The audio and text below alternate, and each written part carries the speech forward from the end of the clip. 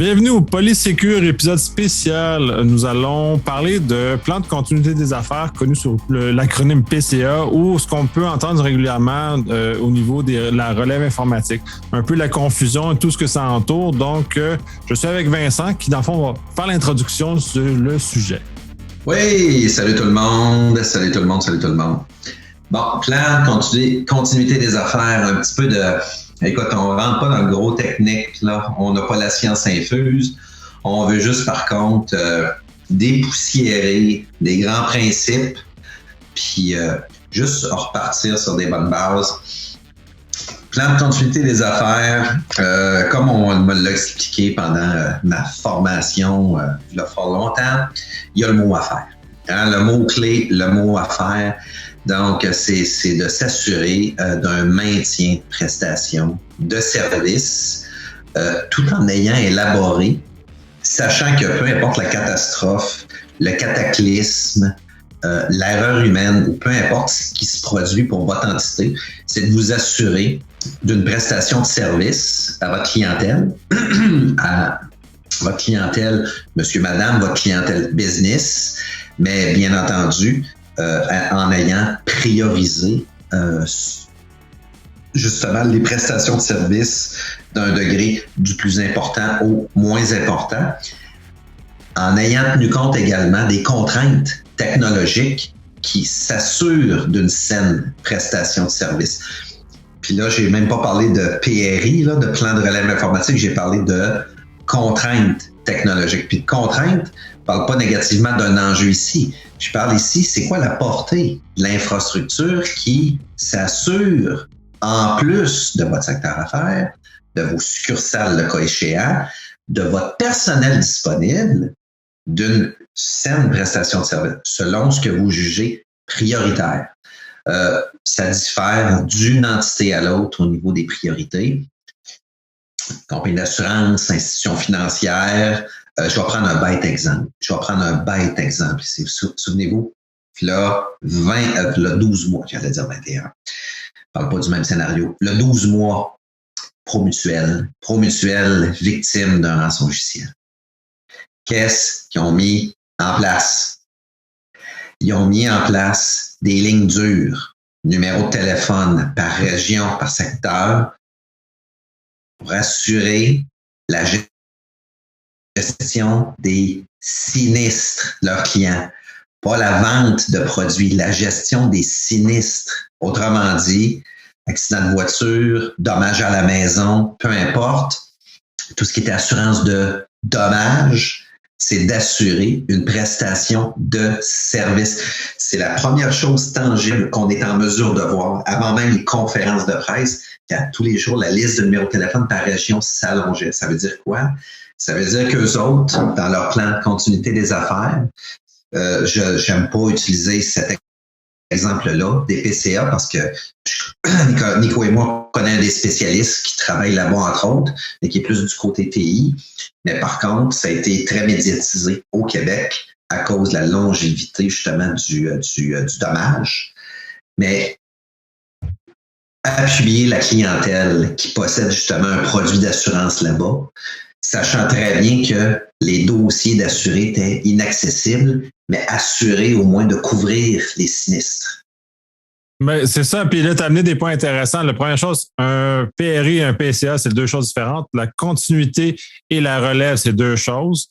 Dans ce cas-ci, c'est très intéressant parce que de ce que tu as mentionné justement au niveau de Promutuelle, ils sont tombés vite en PCA, c'est-à-dire qu'au lieu de se focaliser sur la relève informatique, ils ont focalisé sur le fait qu'ils remontaient les affaires en premier. Donc, les lignes dures, s'assurer que leur clientèle ne perde pas le service qu'elles ils s'attendent d'avoir. Fait que c'est très important. Puis ça, c'est chapeau pour leur capacité de l'avoir relevé très rapidement et très efficacement de ce côté-là, justement pour s'assurer qu'on puisse continuer à opérer en tant que business. C'est très important. Là, les côtés TI, malheureusement, ont été malmenés dans le cas de Promutuelle, puis c'est un peu plate de le prendre comme exemple, comme tu mentionnes, parce qu'ils n'ont pas excellé partout, mais au moins au niveau PCA, ce qui nous intéresse là, ils ont excellé parce qu'ils sont assurés, ils ont mis le focus au bon endroit sur les affaires pour construire la prestation. En plein ça, c'est un petit peu la distinction qu'on veut faire. Hein. Le plan de continuité, c'est faut qu'on poursuive notre business. Faut qu'on poursuive notre business, pas uniquement pour faire de l'argent, pas pour faire de l'argent pour vivre et survivre, bien entendu, comme business, mais on a une clientèle et on a des contrats sociaux puis des contrats business avec notre clientèle. Il faut qu'on puisse s'assurer de maintenir un niveau de qualité de service le plus exemplaire, surtout dans nos années. Dans nos années, la qualité de service est tellement importante. Fait qu'il faut s'assurer dans nos PCA d'avoir vraiment une priorité aussi là-dessus, c'est que ça devienne un critère justement pour être en mesure de bien prioriser les services et le niveau de service qu'on peut et qu'on doit offrir aussi à la clientèle. Suite à ça, vient le PRI. Là, je ne rentrerai pas dans le détail du PRI. Le PRI, c'est votre plan de réponse. C'est votre plan de réponse. C'est pas le plan de réponse aux incidents PRI. C'est votre plan de réponse. Autrement dit, là, votre priorité en termes de service business là, est appuyée par de l'informatique. L'informatique tombe. Vous devez avoir dans votre manche, votre poche arrière, votre plan B, mais votre meilleur plan B. Votre meilleur plan B pour donner suffisamment de fenêtres de temps à votre secteur informatique de prendre les actions par priorité de prestation de service pour être en mesure de mettre en œuvre le plan de relève. Autrement dit, le plan de relève bien orchestré, bien priorisé, bien identifié, vos acteurs, votre infra. Je vais nommer un terme ici, là, élément de configuration. Un élément de configuration, là, je ne parle pas d'un actif informationnel. Là. Moi, je parle d'un élément de configuration. L'élément de configuration, c'est le plus petit dénominateur que vous pouvez retrouver dans votre plomberie technologique. Là. Je ne parle même pas de la donnée. Je parle de votre plomberie. Avoir votre inventaire, votre maintien, le suivi, le support, etc. Votre service prioritaire tombe. Vous avez votre portée.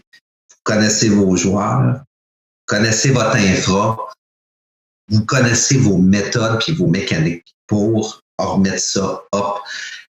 Plan de continuité PCA, vous assurez d'avoir une bonne distinction entre vos acteurs qui coordonnent les gens d'affaires qui vont mettre en œuvre le plan B pour la continuité, le temps que le PRI se mette en œuvre ici, là, avec un élément central.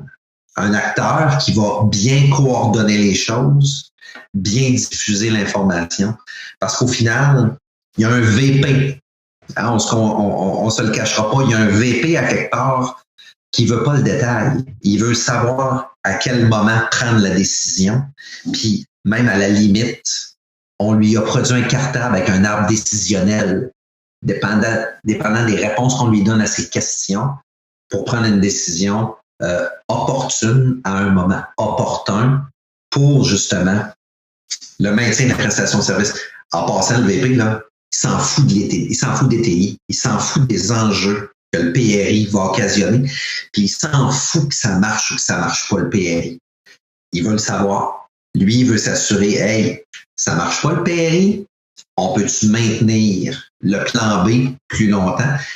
C'est ça les décisions qu'il y a à prendre. Tout simplement. Mais tu reviens, c'est ça, puis là, c'est parce que c'est l'énorme confusion qu'il y a entre les TI et les affaires, et justement le fait d'avoir balancé le PCA, les affaires ont comme, parce que je l'ai vu à plusieurs places, ont voulu balancer le PCA du côté des TI et ne pas prendre charge ça de leur côté, en pensant qu'un PCA, un plan de continuité des affaires, c'est comme un plan de relève informatique, ce qui est complètement faux parce qu'un plan de reprise informatique est un composant d'un plan de continuité des affaires et non l'inverse. Donc, c'est important de savoir que l'informatique est un outil à la prestation de services d'affaires et non la prestation d'affaires. Donc, c'est ça, c'est un peu, puis je pense que tu l'as aussi constaté à plusieurs endroits qu'il y a eu comme une espèce de confusion des genres sur la responsabilité du PCA. Ben, écoute, souviens-toi, Nico, là, fin 90, début 2000, on était les entités, la majorité des entités, là, on avait de la belle technologie, première des choses. beaucoup de compagnies avaient l'opportunité d'avoir plusieurs sites, des sites à distance suffisante en cas de catastrophe naturelle, et a émergé justement l'idée d'un site de relève. Fait que j'ai l'impression, c'est mon opinion, ceci ne constitue que mon opinion en ce 27 décembre 2021. Mon opinion, puis ça s'est forgé avec mon observation, malheureusement, heureusement, c'est mon opinion, puis je la crois. Le fait que les technologies sont devenues très dominantes mais complexes et que les sites de relève devenaient une très belle solution, très facile à produire et acquérir, moyennant des dollars, bien entendu, mais très simple d'acquisition et de mise en œuvre. Il y a comme eu je vais dire, une confiance qui s'est installée au sein de l'esprit des décideurs business qu'en cas de panne, de fuite, de volcan magique, de météorite ou de vague scélérate qui rasait une ville, on fermait un couteau, on allumait l'autre et nous avions décidé qu'on avait une perte de business de 15 minutes, dépendamment des snapshots, 1 heure, une journée, mais qu'on relevait 100% des services. Il y a été une époque, je vous le dis, là, on pouvait relever 100% des services en moins d'une demi-journée avec une légère perte dans le temps qui correspondait des fois à quelques heures. Ça s'est vu, ça coûtait des millions, mais ça, c'est Nicolas et moi, on l'a vu ça. Pour des gens d'affaires, ça crée un degré de confiance où ça s'en va dans les oubliettes, le PCA, leurs priorités, etc. Moi, j'ai l'impression que ce sentiment-là, avec l'avenue dernièrement de l'info nuagique, le shift des fameux backups qu'on arrête de faire avec les 3 degrés, peu importe là, qu'on a connu avec l'échange puis la rotation de cassettes a pu finir, puis qu'on se rend compte qu'il manque tout le temps des maudites affaires là-dessus, puis qu'il y a tout le temps un antivirus qui roule sur le serveur, qui empêche la prise de backup parce qu'il est en train de faire son scan sur un répertoire. Seigneur Dieu, Nicolas, je le vois rire, il comprend exactement ce que je veux dire. Le maudit répertoire que tu as besoin, l'antivirus était dessus. Pourquoi? Parce que le backup a parti, puis l'antivirus l'a vu arriver, puis il a dit « Tasse-toi, je lock les fichiers ». C'est en plein ça qui se passait. OK, petite anecdote ici. Mais vous savez, ça a beaucoup changé, là. L'info nuagique, /backup, /site de relève, dans les 2-3 dernières années de façon très significative, mais c'est demeuré très TI, ce shift and lift-là.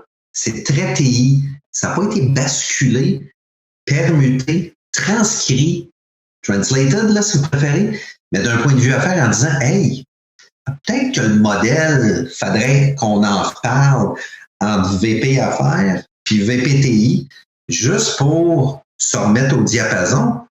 On a des nouvelles bebelles, by the way. Tu sais, c'est un petit peu ça. Il y a des entités qui l'ont sûrement fait, mais je pense que ça mérite effectivement que les VP ça change de contexte. De toute façon, tu parlais de l'infonuagique, ça change énormément de contexte. Cela étant dit, il y a des compagnies qui ont été pris un peu par surprise par l'incendie d'un des centres de données d'OVH en pensant que l'infonuagique, c'était justement magique et que les backups étaient inclus. Non, pas nécessairement. Justement, il faut que tout le regard sur le PCA, sur comment ça fonctionne, doit être porté. Parce que si on laisse ça dans les mains des TI, les TI ne comprennent pas. C'est pas leur mission non plus de comprendre comment fonctionnent les affaires. Donc, à partir de là, si les TI sont « Ah ouais, mais c'est pas grâce à l'infonuagique », ben là, on est pogné parce que les affaires n'ont pas expliqué c'était quoi le besoin. Et donc, d'arriver à matérialiser un PCA qui a du sens et qui se tient, parce qu'en termes de mesure de PRI, ça devait faire tenir la route, mais sauf que quand on arrive dans la réalité, ça ne fait pas la route. Et là, Vincent, là, s'est écrasé de rire, là, je l'ai pogné. J'ai juste une petite anecdote avec Nico, là.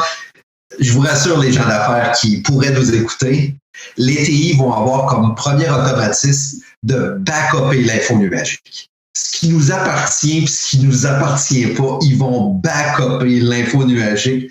Faites-vous-en pas. Mais après ça, l'objectif, c'est de recréer l'info nuagique. Là, il y a un enjeu.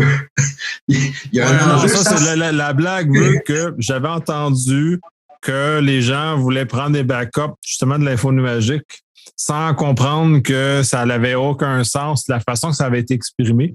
Puis là, ensuite, j'ai réussi à faire raffiner aux gens, à leur expliquer ce qu'ils voulaient et d'arriver à la bonne solution. Mais c'était pas un backup de l'info nuagique qu'ils voulaient. Ils voulaient juste être capables de s'assurer que leurs données, s'il y avait une panne majeure chez un des fournisseurs, puissent se retourner et conserver la propriété de leurs informations. Donc, c'est pas le même besoin, c'est pas les mêmes choses. Donc, un problème de compréhension, puis même au niveau des TI, un problème de compréhension de comment tout ça fonctionne. C'est des technologies nouvelles, c'est des approches nouvelles. Il faut s'assurer qu'on atteigne le besoin d'affaires. Puis là, j'en reviens souvent à c'est quoi le besoin d'affaires? C'est pourquoi on prend des backups, pourquoi on fait de la relève? Parce que le secteur affaires a des exigences, parce qu'il y a une entente avec sa clientèle, parce qu'il y a une présomption de. Justement, on parlait peut-être un peu de disons, l'accès au niveau bancaire ou au niveau assurance, au niveau comme Promutuel, par exemple. Bien, il y avait une présomption que si j'avais un accident automobile, mon assurance de dommages me couvre indépendamment que les systèmes informatiques chez Promutuel soient en panne ou non. Et ils ont livré ce qui était mon attente puis tout ce que ça comportait. Là, je vais pas plus loin que ça parce que probablement qu'il y a des notions contractuelles puis il y a des notions de normatifs là-dedans. J'imagine que l'AMF les a regardés avec leurs gros œils de Sauron. Mais tout ça étant donné, ils ont quand même réussi à mettre ce genre de système-là en place et à s'assurer que la clientèle ne soit pas pénalisée et s'assurer justement que celle-ci ne paye pas le prix de ce qui leur est arrivé à ce moment-là, ce qui est, je pense qu'on très bien réussi. Là. Si on wrap rapidement, vous avez compris, plan de continuité, c'est un enjeu business, c'est un outil, une mécanique business. Peu importe peu importe l'utilisation que vous faites des technologies dans votre day-to-day, c'est de prendre vos priorités business, de créer en fait des fiches techniques qui se déclinent en portée technologique. En passant, moi, le nom d'un serveur, je m'en fous. Retenez toujours à l'esprit que vous avez toujours une liste téléphonique d'urgence. Votre liste technologique, là, qui est très importante pour votre continuité, là, selon vos priorités, ben, vous avez besoin de vos opérateurs, vous avez besoin de vos propriétaires. C'est votre deuxième liste d'importance, ça, au sein d'une compagnie, en plus de votre inventaire technologique, votre fameuse plomberie, comprendre la portée. Là, je suis très techno ici, là, mais l'inventaire, un grand sage m'a dit, puis un grand sage comptable m'a dit, by the way, comptable puis qui n'avait pas de notion techno, un inventaire techno est tellement important, je vous le dis, c'est un outil d'importance pour votre prestation de service, votre continuité des affaires, votre plan de relève, votre désuétude, la gestion de vos vulnérabilités. Appliquez les thèmes de sécurité que vous voulez. Vous avez besoin de cet outil-là. Puis à partir de cet outil-là, la magie que vous êtes en mesure de faire pour justement répondre à votre PCA quand vous passez votre commande à votre VPTI en disant « Écoute, mon gars, voici l'ordre de priorité. Peux-tu me faire un dessin?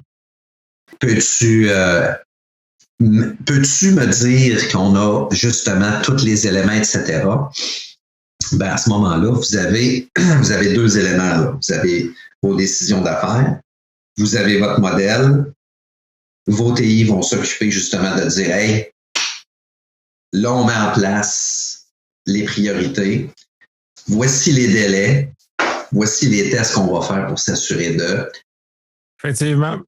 Oui, puis l'inventaire, je pense qu'il y a beaucoup de gens qui l'ont, selon on prend dans l'actualité, le Log4j, ont vécu durement le fait que l'absence d'inventaire, l'absence de PCA aussi en ce sens-là, où ils n'ont pas été capables de nécessairement prioriser la nature des systèmes. Puis on parle de façon là, comme si c'était grave s'il y avait un météorite qui s'écrasait et que là, on doit activer le PCA. Non, une simple crise comme Log4j est un exemple où le PCA s'active malgré tout parce qu'il doit être géré puis doit être ramené. Donc, la présence d'inventaire, la présence de différents éléments que tu mentionnes sont primordiales, aident justement à répondre rapidement. Il y en a, j'ai l'impression que plusieurs ont construit leur PCA en plein vol dans le cas de Log4j. Fait que ça a été un choc qui doit être assez brutal pour ces entreprises-là. Donc, mais quand même, est une étape, je pense, qui les a amenés à progresser. On va voir dans les prochains mois et prochaines années à quel point ça les a aidés justement à faire ça et de faire la distinction entre affaires, PCA et PRI qui est au niveau TI. Ah, mais dernier petit élément, là. Dernier, et non le moindre. J'ai tout le temps la tendance à voir des fois une infrastructure techno traditionnelle. Hein, une salle dans le sous-sol qui récupère qui récupère l'énergie, qui redistribue ça par des conduits de ventilation, etc. Hey, l'info nuagique, écoutez bien, là, c'est un vecteur très important dans ce dossier-là, hein, parce qu'il y a des portions où, lorsque ça va vous arriver puis vous devez activer, ça se peut qu'un GAFAM de ce monde vous revire de bord au téléphone, hein, dépendamment de quel client vous êtes, dans quel ordre de priorité. Ça se peut qu'on vous revire de bord. Il va falloir bien le prévoir au contrat, ça. Qu'est-ce qui se passe en cas de clic?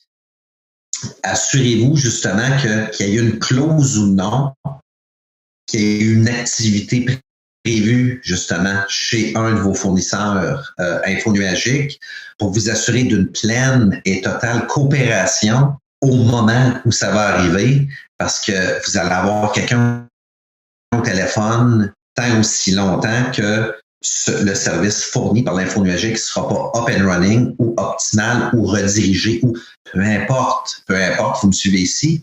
Assurez-vous qu'il y a une clause au contrat aussi qui prévoit ça, là.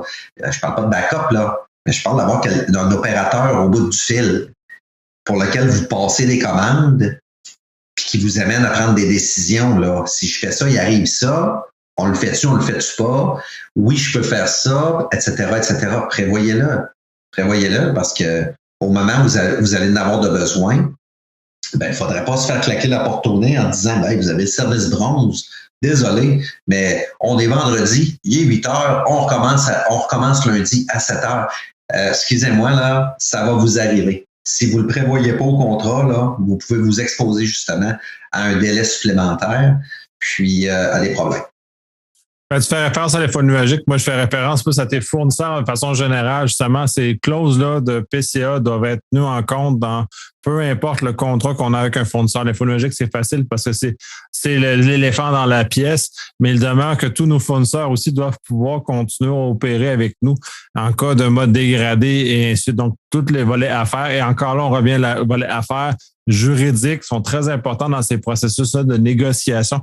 Pour pas qu'on oublie des morceaux importants que justement, si on a besoin du service platine, qu'on prenne le service platine. Si on a juste besoin du service bronze, on est prêt à vivre avec le fait que le vendredi soir, il nous raccroche en pleine face. On le fait, mais il faut le savoir et il faut que ça soit communiqué aux affaires. C'est pas juste une chose de TI. Il faut que l'espèce de synergie entre les deux se renoue, parce que moi, personnellement, j'ai pas vu tellement d'éléments de ce genre-là se passer, où il n'y a pas tellement d'harmonie entre les deux. Les deux se croient que sont l'un ou l'autre indépendants face à cette situation. Bref. Non, mais tu l'as dit, le contrat, c'est pour faire de la business.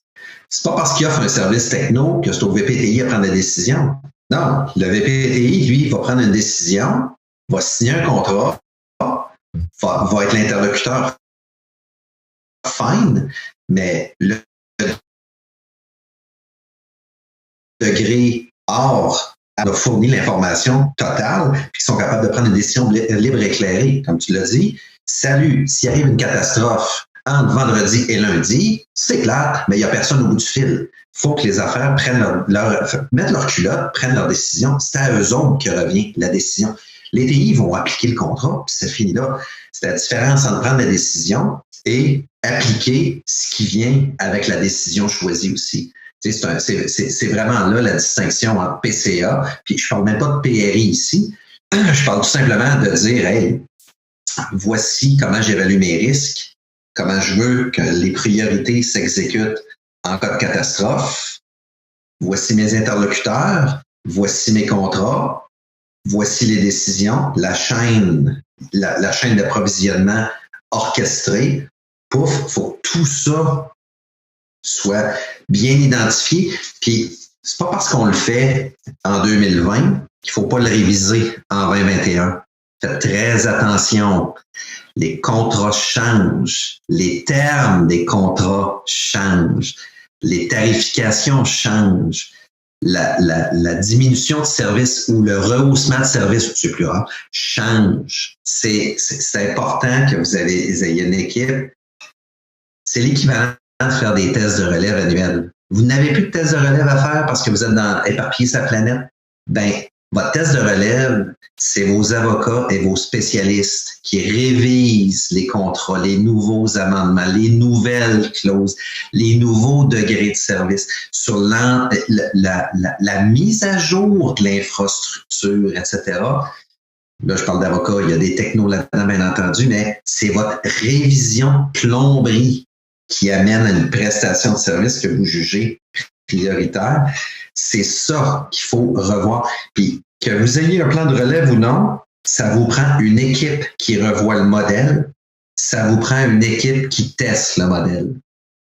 C'est très important ici. Puis c'est drôle, dans l'article de Nicolas, son titre, il parlait de backup. Moi, je suis arrivé à la conclusion que le backup traditionnel était plus indispensable sur certains aspects, mais ça a permuté justement à un degré supérieur. Vous êtes dans l'info nuagique. Vous devez changer votre façon de penser. Puis, cet exemple ici que j'ai trouvé fort intéressant à un moment donné, l'info nuagique, c'est exploiter toute la puissance des capacités informatiques pour justement rehausser la prestation de service, que ce soit du processeur, du disque, de la présence à gauche et à droite, peu importe. Je pensais justement à une compagnie qui gère des brevets. C'est tout simplement ce que j'appelle un exemple très particulier. Un brevet dans l'info nuagique, connaissant le vol de brevets qui peut se produire, peut-être que ça devient une forme intéressante de dire, hey, un petit backup traditionnel pour ça, là, parce que c'est une information stratégique. Au lieu de tirer ça dans l'info nuagique, ça peut être une bonne décision de business. Je vais juste mettre un petit exemple tangible ici, là. Un brevet, c'est un brevet. C'est important, les brevets. Beaucoup de pays adhèrent à ça, justement, les brevets. Et il y a un respect là-dessus. Parce qu'il y a de la vente, de la distribution, du partage. Mais le détenteur du brevet, c'est son pain et son beurre. Ce serait peut-être le fun que ça soit gardé sur un petit tape, un 8 pistes, un beau 8 pistes de vieux Oldsmobile standard. Là, les gens ici vont me comprendre. Mais on parle plus de DLT, mais bon, maintenant, les choses ont changé. On parle plus de 8 pistes. Mais cela étant dit, effectivement, conserver des backups peut-être locaux dans certains cas parce que justement, on a une valeur supérieure à nos données. Puis il y a une sensibilité qui nous permet pas de sauvegarder comme on aimerait sauvegarder. Je pense qu'on a fait un premier tour très intéressant de ce que PCA, PRI, tout ça. Je pense qu'on va y revenir de toute façon parce que je pense qu'on n'a pas terminé d'aborder le dit sujet. Mais avant qu'on s'enlise trop et qu'on vous perde dans notre jargon à nous autres, on va clore là et se donner la chance de vous revenir avec une deuxième partie éventuellement qui va aborder d'autres axes très importants, dont le fait, par exemple, que Netflix vient briser son infrastructure sur base régulière. Il fonctionne tout le temps en mode dégradé, justement pour mettre à l'épreuve tout le temps son PCA pour s'assurer qu'il y a toujours une prestation de service. Cela est un exemple. On en aura d'autres. Ça va être très intéressant de rediscuter dans une deuxième phase. Un mot de la fin? Oui, PCA, ça appartient aux affaires. Fait que les TI, dégagez-vous de là. C'est tirer l'appel de marde, là, tirer ça d'en face à votre secteur affaires en disant, hey, c'est quoi tu veux? C'est vraiment, c'est quoi tu veux? point barre. Ça va vous donner les grandes lignes justement pour prendre, désolé de l'image, là. C'est le grand mot de la grande conclusion, c'est PCA appartient aux affaires, pas au TI. Faut recentraliser ça, repermuter ça du côté des secteurs affaires. Surtout en plus qu'on est en plein moment où la plupart des professionnels à TI ont subi Log4j, sont épuisés, sont fatigués. Effectivement, c'est un très bon moment de justement se reposer. Fait que sur ça, nous souhaitons à la prochaine.